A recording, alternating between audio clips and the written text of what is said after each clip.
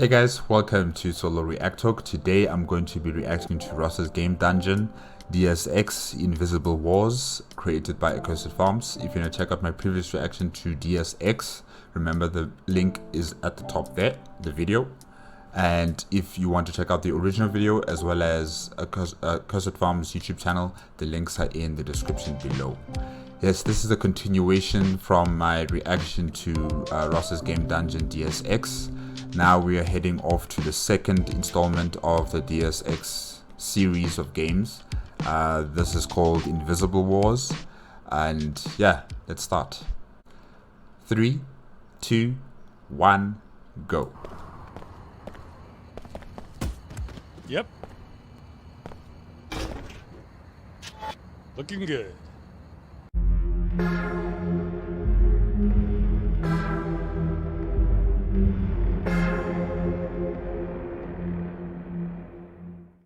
Welcome back to the game dungeon.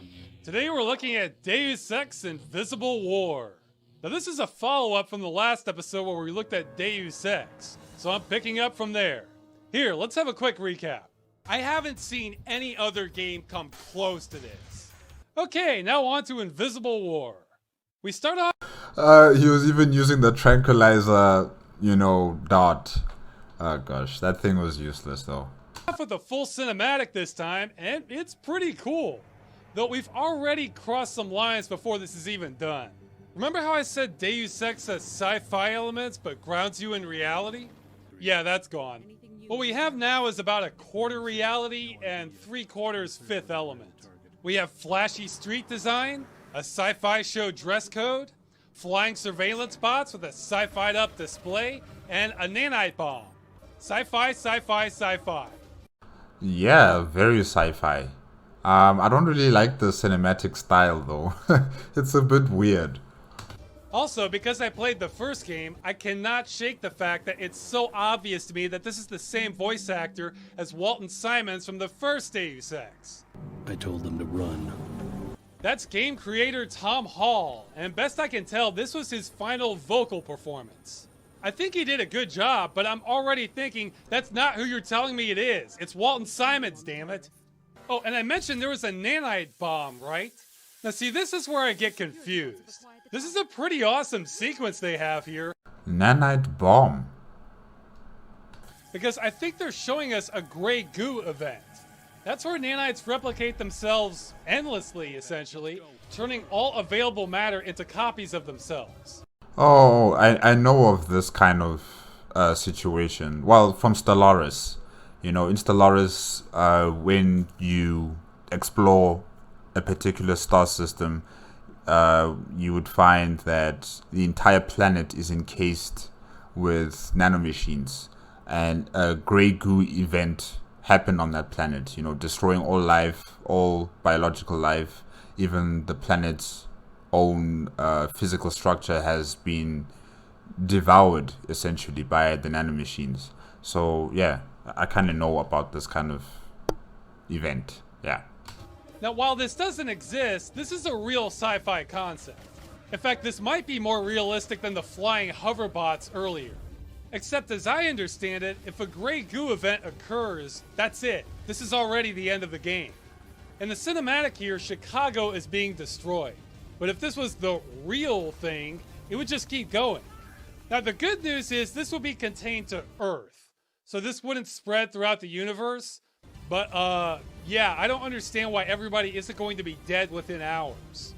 This lady is still here. And with that we begin. Like the original, we start off not really knowing what's going on. We're in some sort of luxury dorms and... yeah, okay. Let's not waste any time here, huh? Unlike the original Deus Ex, which had an optional training course, Invisible War shoves tutorial notices in your face right away. Now, originally I was dumb The graphics are good though. And just assumed these were mandatory, which did not help my enjoyment of the game since you are assaulted by these things the first few levels. What is a ladder? Wah! Wah! Wah! So the next most obvious thing is the HUD. A lot of people hated this. I see it as kind of an experiment. It looks slick and neat, but computers like their squares. It looks different. I think I could get used to it. It's not that bad. Circles lost the HUD wars of 2003. Actually, there was no war, just this game. It certainly doesn't do me any favors now playing this in widescreen. I was hoping to talk more about the story first, but no, we need to jump straight to the gameplay. Deus Ex was originally a PC exclusive game that was later modified and ported to the PlayStation 2. It was a cult classic and is one of the best games made for the platform even today. So naturally, the sequel was designed for the Xbox first and foremost. Oh, so they didn't continue on with PlayStation? Alright. Okay. This changed things. Not just because of the platform, but also because of the designer's expectations of console users. The original Deus Ex was just about the right amount of complexity for me in an RPG. I think I maybe could have handled even one more layer. It wasn't a finely tuned system, it was clunky like everything else, but that kind of added to the charm for me in the sense that you might be going into unexplored territory. Well, a few of these changes are good. Let's start with those. Guns shoot straight. You might think it's weird I like this change since I like the aiming system from the original, but hey, I'm fine with a gun that shoots straight too. What I hate are bullet sponges. As long as my character is dangerous when he's holding a gun, I'm happy with the mechanics. I don't feel like guns should respect how leveled up your character is. Yeah, I agree with him there. It's just that the gun animation, I'm not sure about that. You know, as he's firing the gun, it just doesn't look right. Especially like when you see the you know, the explosive or the little fire that comes out of the gun. It just doesn't look right. But otherwise, everything else that he's saying, it seems to be okay, I guess. I feel like they should blow holes in things. Food takes up the same inventory slot. It was a little annoying having a slot for sodas and candy bars and wine and so on in the original, especially when you could stack them. Here, it's all the same slot. Perfect.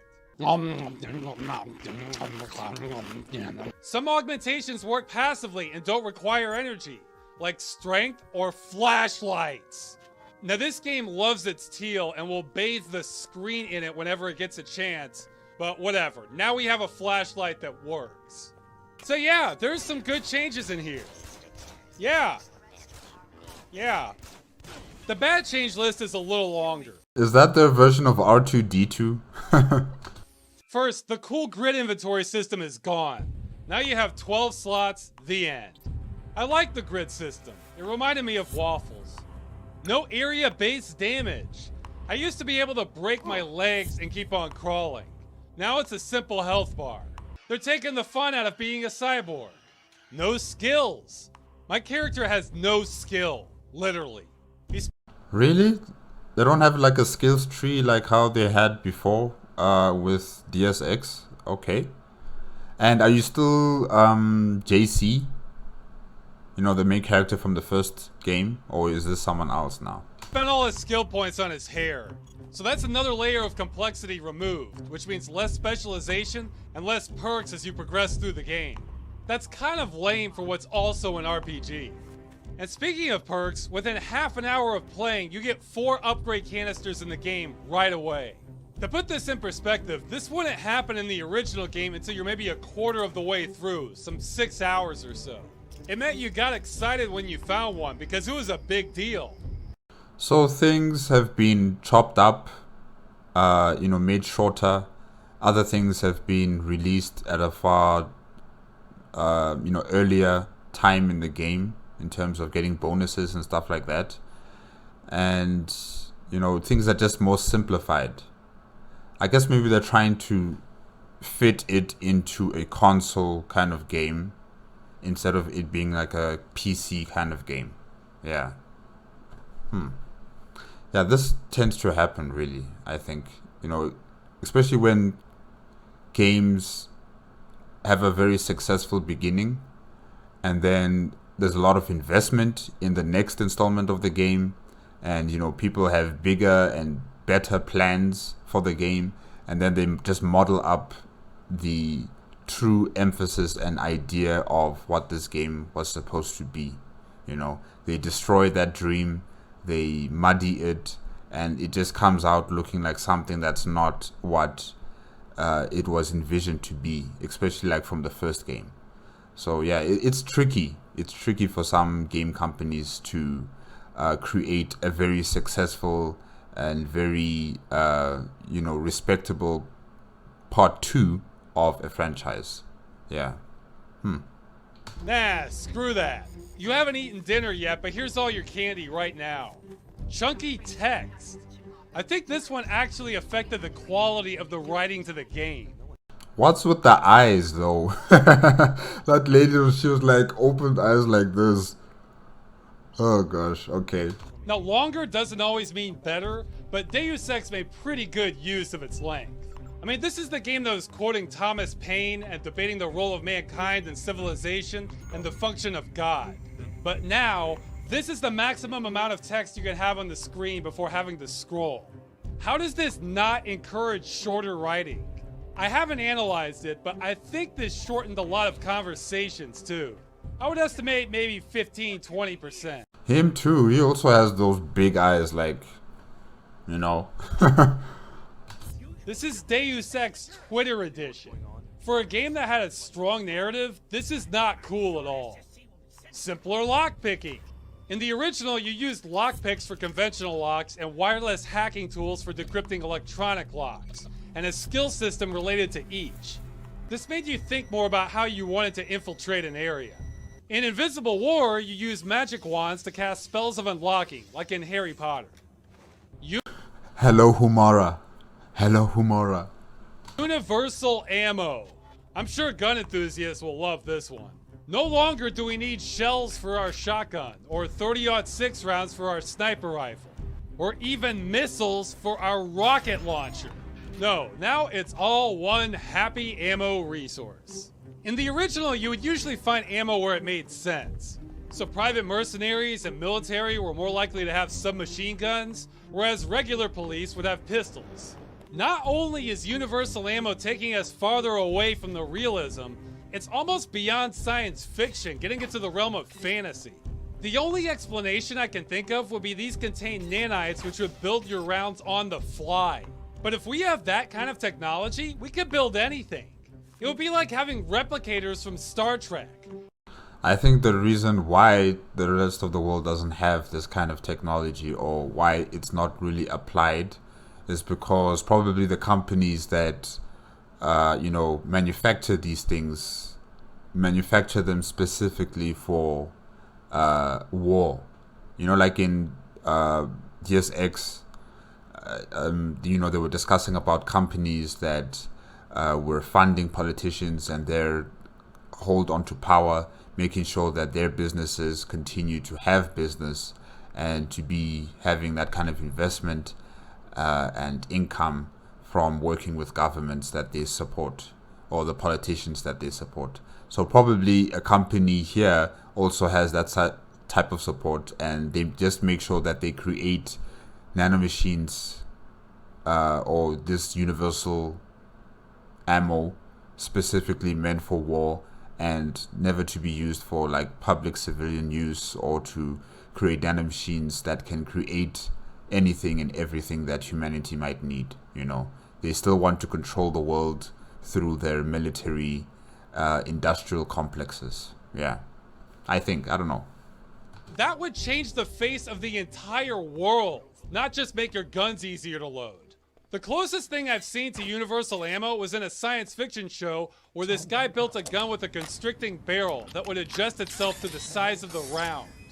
So yeah, if you're cool with firing one bullet at a time between reloads and having questionable accuracy, I could at least see that happening conceptually. Oh, and speaking of reloading, the game got rid of that too. Your gun just fires forever until you run out of universal ammo. If we're going this route, why not just make them shoot lasers while you're at it? Oh. And I saved what's maybe the worst for last.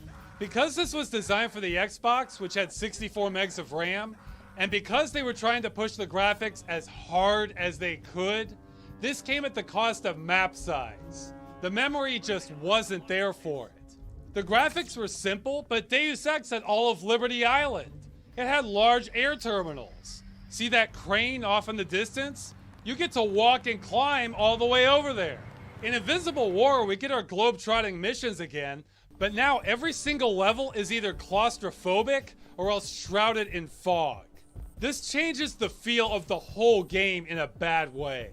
Yeah, like I said, you know, when a game has success in its first installment, the second one, that's when things get very hard to emulate the first one, because you know there's a lot of money, there's a lot of ambition to make things better, to make things more accessible, and you know once they've switched over from computer to console, you know things are going to be different.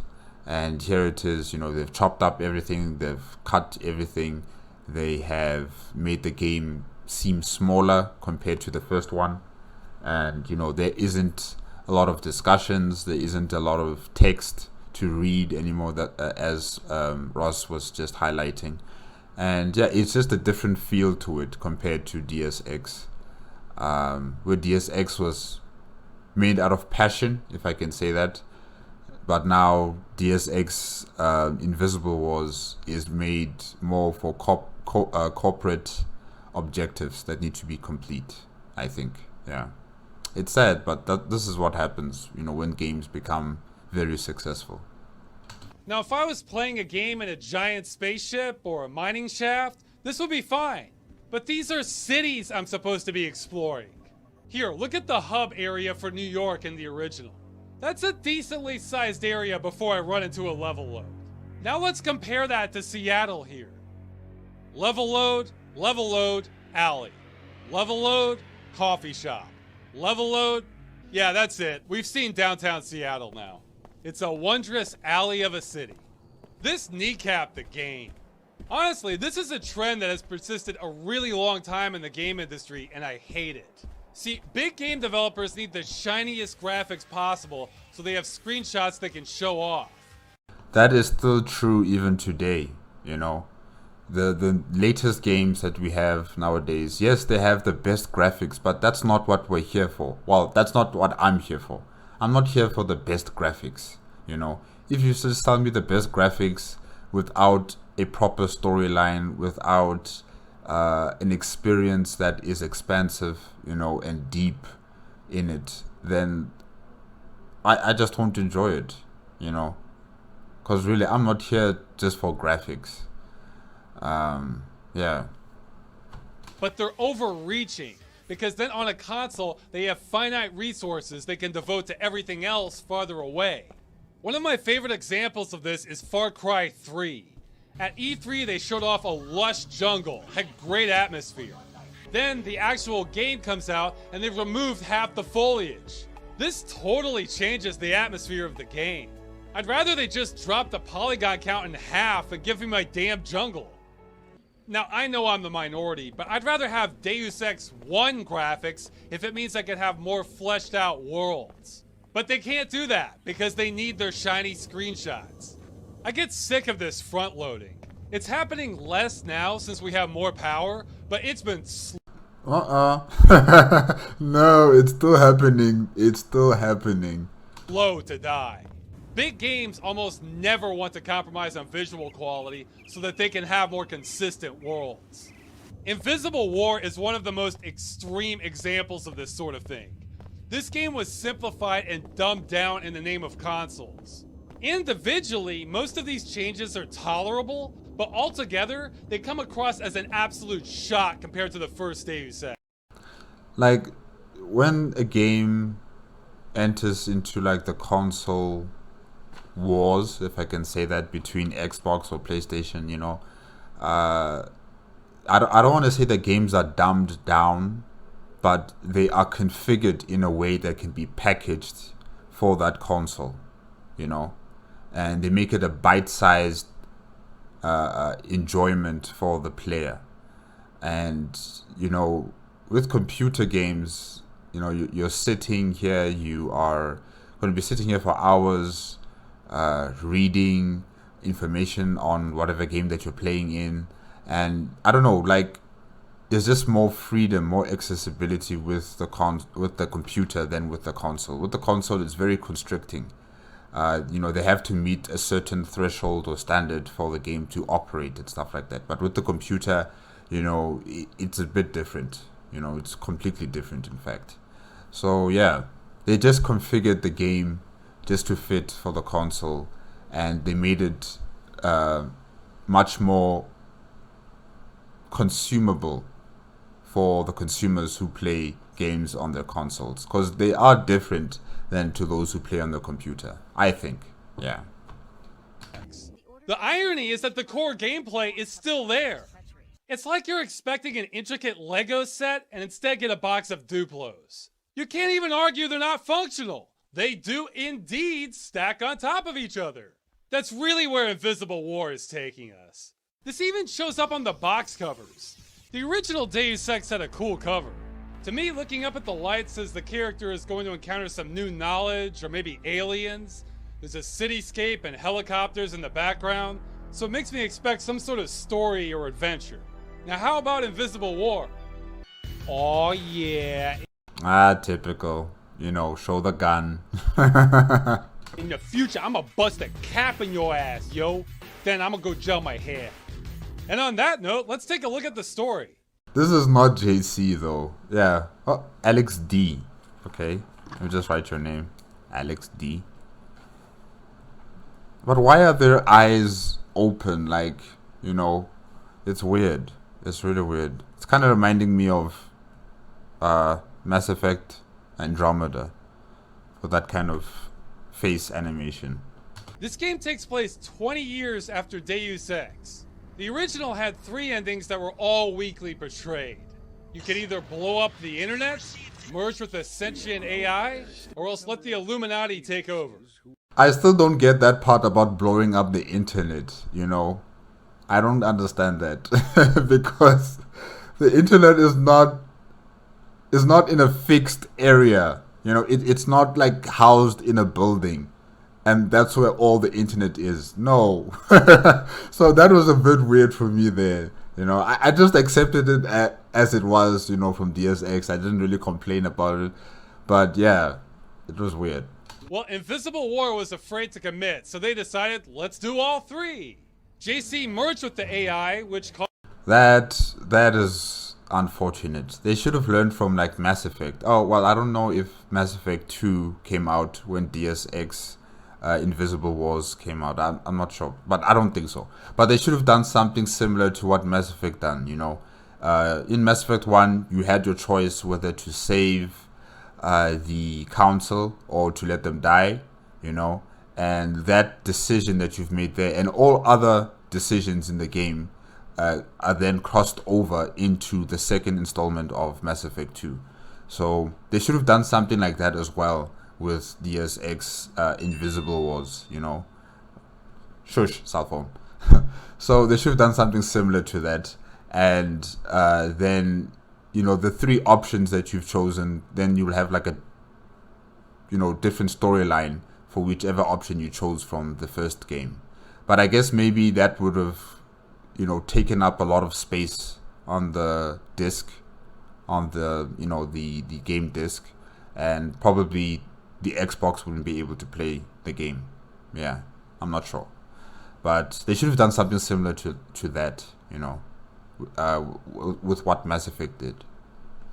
Caused the internet to blow up, which sent us all into a period of darkness. Then the Illuminati took over. I'm not impressed by this. I feel like if you make a sequel to a game with multiple endings, you should just pick the one you want. The Orcs won in Warcraft 1. Liu Kang won the tournament in Mortal Kombat. But whatever, here we are. Even this doesn't hold up to scrutiny. This was actually an issue I had with the original story. In Deus Ex, the internet is completely centralized and flows through Area 51. So by blowing that up, we're plunged into a mini Dark Ages. Well, the internet isn't a centralized thing. Blowing up Area 51 isn't going to destroy Google. Yes. You can quote me on that. But even if it did, in Deus Ex, centralization was a recent change. So it wouldn't be hard to just go back to the old system. The internet is so important now, we would adapt quickly. If we blew up... And this internet, that's been centralized. Yeah, sure. Okay, the Americans have centralized it in Area 51. However, other countries can create their own internet, which has already happened in the real world. With China, they've created their own internet that is completely separate from the internet that the Western world and the rest of the world, follows. So, if they blow up this internet, there's still other versions of the internet across the world. So yeah, that was just weird. That was just weird. Every core router for the internet today, we would have major areas back up in a couple of days, most of the world back up in a few months. The tracer Tong ending simply wouldn't happen. Although, you know what would send us into an electronic apocalypse? The sun. A solar storm with an intense EMP field could hit the Earth and almost did back in 2012 and was severely underreported by the media. If that happened, it would have knocked out our satellites, most of the power grid, electronics, and easily taken years to recover from. I think maybe the reason why it's been, quieted down is because they want to make sure the public don't just panic unnecessarily, because it could have happened, but it didn't happen. So we just continue on living as if, nothing almost happened. Yeah. So yeah, it's interesting though. I didn't know about this. I did not know about this. 2012. Did you say 2012? Wait, let me go back a bit. Yeah, 2012. Wow. And 2012 is when we had that movie. 2012, yes. So if this solar flare did happen, right, and it affected the Earth, not in a way of disabling our electronic devices, and it, affected the Earth's mantle core, maybe the continents would have started moving like how it did in the movie 2012. Yeah, it could have been interesting. Oh wow, all right. Severely underreported by the media. If that happened, it would have knocked out our satellites, most of the power grid, electronics, and easily taken years to recover from. The world would be turned upside down. Now, of course, humanity would keep going without electricity or electronics, but we depend on them so much now, there's no telling how many people would die in the process. But realism is not this game's strong suit. Everything is more simplified. The subtlety of the characters is gone. They're mostly one-dimensional now. Your interactions feel much more game-like now, too. Like how this guy is talking with a customer about how he doesn't like the coffee shop competition, then just flat out turns to me and says I should go firebomb the store because he'll pay me. He knows nothing about me except that I've gone to a quasi-military academy. Lucky for him, I'm not. I don't like the way they're moving. This. A plainclothes police officer. I also like how he has these glazed eyes so that he looks like kind of a psychopath as he's saying this to me. He's not the only one. Almost all the characters in this game, they have those kind of eyes, Ugh. It's all a little odd. This is Upper Seattle, which is built in the sky above regular Seattle and is connected by a gigantic inclinator. This place looks pretty fancy, and we have patrolling hoverbots with machine guns and some security standing by. Yet we seem to be overrun by crime, as a local gang has killed a ticket attendant and taken over the station, and another gang is just hanging out in an alley here. These guys try to mug you, and since you're playing a cybernetic badass, Isn't this the same guy we saw at the shop? Okay. have to wonder if anyone has ever actually picked the "don't hurt me, here's 100 credits" option. It just doesn't seem possible. You picked the wrong person to mug, punk. So it's weird seeing an upper scale district with heavy security right next to gang members, but it is short-lived. Even the toughest gangs still don't like getting shot up by military hover robots. I guess this is a natural selection thing. But back to the simplification, everything tends to flow along simple factions. In the future, all commerce is handled by the World Trade Organization. Okay? All major religions have faded away and instead have merged into one religion, the Order. Oh, yeah. What? Wow. Okay. That's amazing. How does that occur? I don't think they'll tell us, but anyways, that's amazing. I'm sure that'll happen, especially in the next 50 years. Unifying the world's religions is a difficult enterprise. You know, all these one world Difficult enterprise. It was an enterprise. Interesting. order groups are even less believable if a world blackout had occurred, because that would mean less globalization and more local groups emerging. Anyway, even among the Order, there are Templar extremists who think biomodifications are an abomination against God, and everyone using them must be destroyed. And on the flip side, Which god? The Order god or gods from the previous religions? Which god are you talking about? we have the Omar, who are utterly devoted to biomodification and trying to accelerate their own evolution. They also share a collective consciousness. Sure, why not? That's Like the Borg? Wow. about as realistic as everything else. These guys also sell unsanctioned black market biomods, which I thought was an awesome game concept. I think they should have made these more powerful, but have bad side effects. Or maybe change your appearance to make you more scary looking and hurt character interactions. But all it actually means is you have a red icon instead of blue.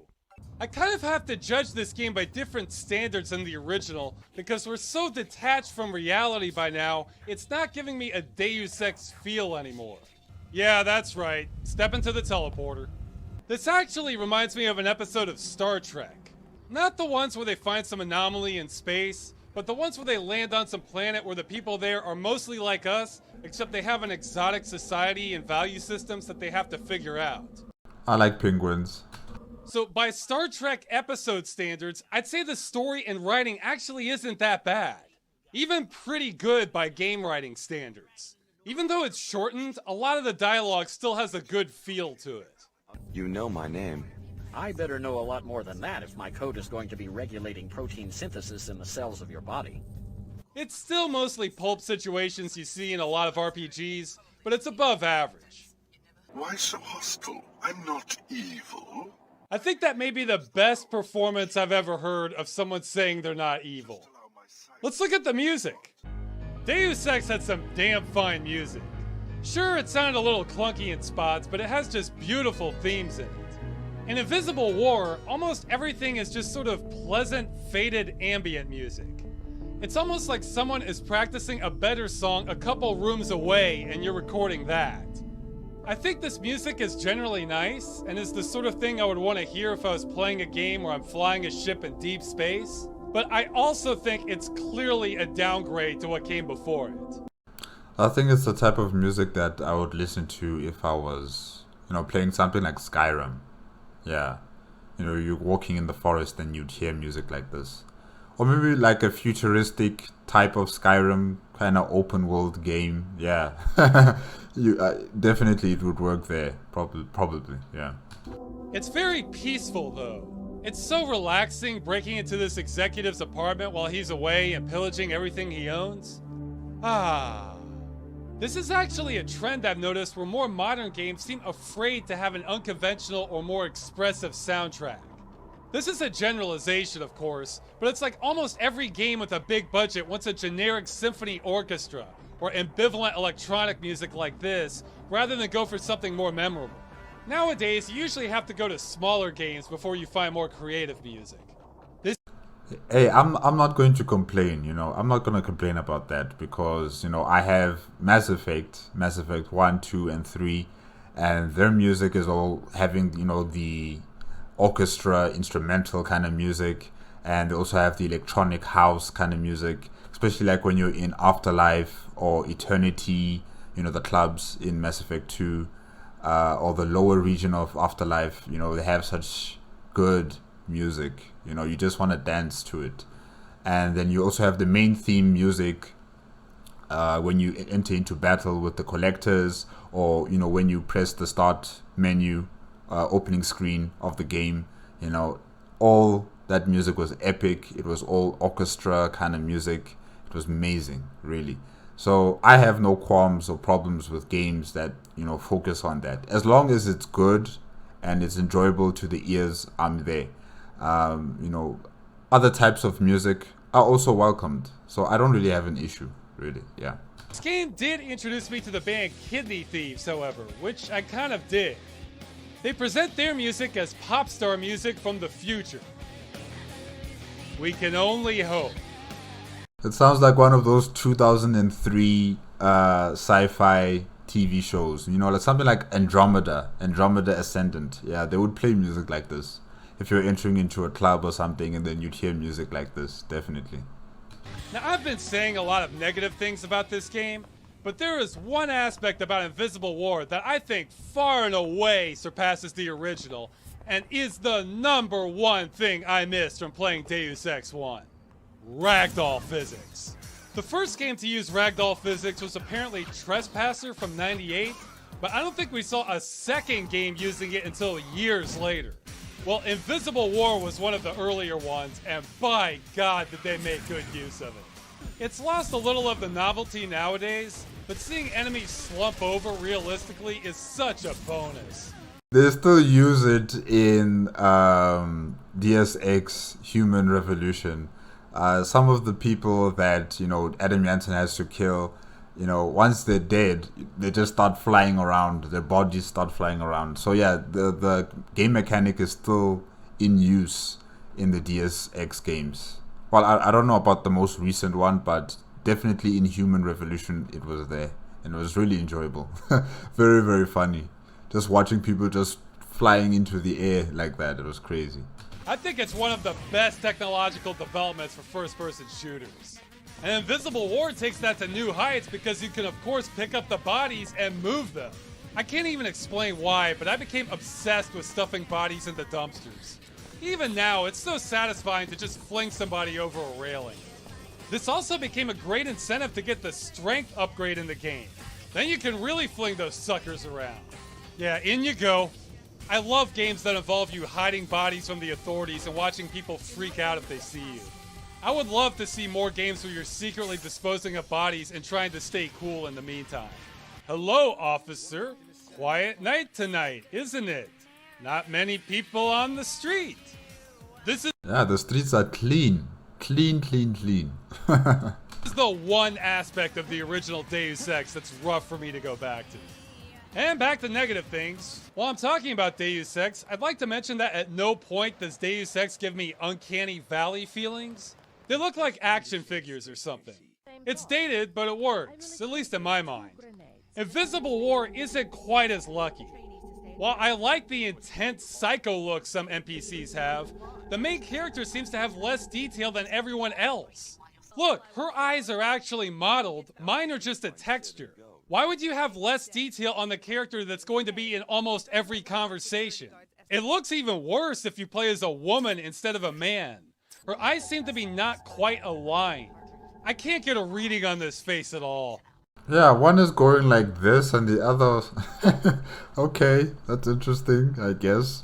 If the idea was to make her look like she's capable of killing people, then mission accomplished. This is a game of people talking normally and looking like psychopaths. Which actually isn't such a bad concept, but I don't think that was the intent here. Now, this game doesn't have any total conversions like Deus Ex, but I should at least give a mention to Project SNOWBLIND, which was originally meant to be an action-oriented companion game to Invisible War here. That plan fell through, so they just kept the game as is and changed one or two things around so it's technically not in the Deus Ex world anymore. I tried playing this, but it felt painfully average to me. But that's the risk of playing games nowadays. You have so many choices now, it's really easy to get picky. In any event, I think an action-oriented game with Deus Ex Tactics is a good idea, but this game didn't convince me it was the chosen one. Okay, let's wrap up the story. You have a similar plot complexity as the last game, although it's easier to follow. It's mostly just the main factions wanting you to do chores for them and bickering between each other the whole time. You eventually find J.C. Denton trapped in his ice sanctuary, because I guess there's a Superman metaphor here. I don't know. I find it a nice touch that when you finally talk to him, he's clearly echoing back to the original game, talking about government, philosophy, the nature of man, is quoting Alexis de Tocqueville, and his sentences are clearly longer than your average character. It's like even in this game, JC is still beyond all of this. Wait, JC's sunglasses are moving. What? What's going on there? I have no enemies, merely topographies of ignorance. I feel like he should cock a shotgun after saying that. I also like that the history is JC had mental instability problems after merging with the Helios AI. Oh yeah, I wonder where that came from. A corpse, yes. You feel something. I must know what you're feeling. Closer. Yes. The game didn't drop any hints that Helios is insane or anything. You can administrate the world. Yes. Yes. Helios was the merging of a psychotic AI with a neutral logical one. Psycho plus logical does not equal sane. So yeah, I'm glad the game acknowledged there were one or two problems there. We also come across Paul, JC's brother, and wait, what? He died! Yeah, when I first played this, I didn't realize it was an option to save your brother in the original game. The game said he died. I thought that was just part of the plot. I don't remember that from Deus Ex, Ross's game dungeon. I don't remember him specifying that Paul died. Okay. I mean, you have to betray UNATCO. You have to confront Anna Navarre. I thought it was like that. Well, if you fight your way out the hotel door with him, he lives. If you tell him to come with you through the window, he dies. Look, he's telling me to go. He'll be fine. He's got this. Don't tell me you've got this if you're just gonna get your head blown off. Friggin' NPCs. Don't worry about me. I can take care of myself. Shut up, Paul. Anyway, this time we have 4 endings. And it would be an interesting fanfic. Oh, is that the Statue of Liberty in holographic form, I think? Wow. Mess to try and merge these. They're actually pretty good with actual cinematics, except they're too damn short. I find it funny if you help the genocidal anti-bionic people, they just kill your ass at the end because you're cybernetically enhanced. Gee, who could have seen that one coming? The Illuminati ending is same as the first one, pretty much. JC Denton's ending is actually the closest vision I've seen in a game to a utopian state, with maybe the Journeyman project being second. In his ending, you unleash a nanite storm to interface and unite with all of mankind so that all of your thoughts and feelings are deeply understood by the Helios AI, and it helps to organize society based on the goals of humanity.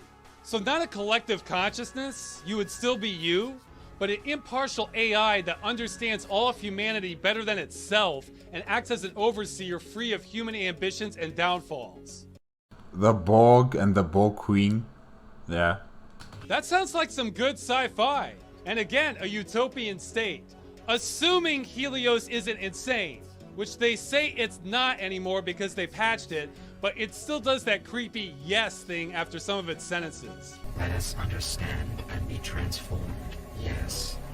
And the Omar ending is hilarious. If you wipe out every other main faction, they congratulate you and offer you a discount on more black market items. You do not even comprehend. That's it? That's it? Oh, okay. Wow. Today's significance for the future of this planet, but you have our gratitude. A discount will be applied to all of your business transactions with our agents anywhere in the world. Yeah, that's why I did all of this. I overthrew all these powerful government conspiracies, killed all their leaders, and left the Earth in a state of destructive anarchy so I could get a better discount on more hardware. That's all this was. Okay, awards time. First award, Consolified, or Deus Ex Box. Some games don't suffer from being multi-platform at all. This one is one of the absolute worst cases where making the Xbox the lead platform didn't just hurt the game on PC, it flat out hurt the game and almost killed the franchise. If you ever wonder why there's a PC versus console rivalry today, it's not because you own one system over another. It's because of the industry pulling crap like this. Second award, Good Game in a Bubble. If this wasn't a Deus Ex sequel, and if it wasn't so marred by the gameplay decisions so I didn't know what I was missing, this would actually be a worthwhile game, just with limitations. I mean, if you're a Deus Ex fan, this game is a slap in the face. But I'm not so biased I can't see there was some quality buried in here also. At least I think. The game utterly destroyed my expectations right from the beginning. so discovering the entire thing actually wasn't complete garbage may have made me look a little more favorably on it. And the final award? Best Bodies in a Dumpster. When I look back on this game, these are my fondest memories of it, and I wish more games let you stuff bodies into dumpsters. So that's the game. Stay tuned for the conclusion of these Deus Ex episodes with Human Revolution. And to end this, I highly recommend checking out a parody script I came across, which summarizes the shortcomings of this game fabulously.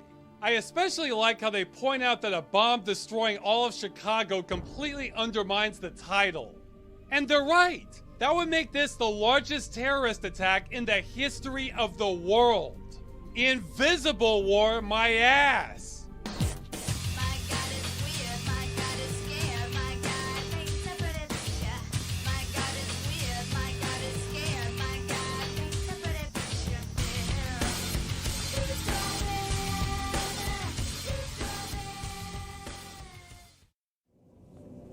This is a security alert. We have information on a possible external threat to this campus. As always, discuss your work with no one outside the company. Communicate electronically only on the Mako network. And starting now, no visitors. Our automated systems won't care whether it's a suicide bomber or your grandma. Be safe. Now let's make a great weapon. Pep Talk of the Year.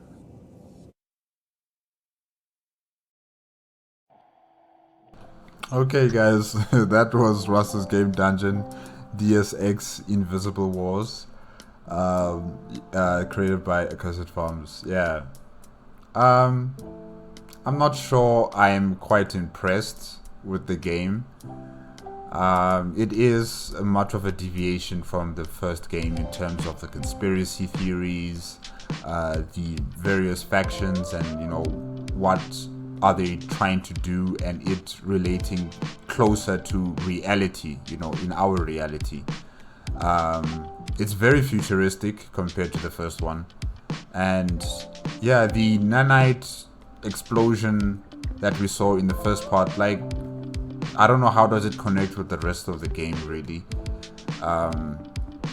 But yeah, the three options that you had in Deus Ex have now been transferred into Deus Ex Invisible Wars, and like I said before, maybe they should have done something similar to what Mass Effect did. You know, the decisions you've made in the first game are carried over into the second game, and thus it changes the game, you know, just a bit, you know, especially in terms of you know, the end result from the decisions you've made in Deus Ex, the first game.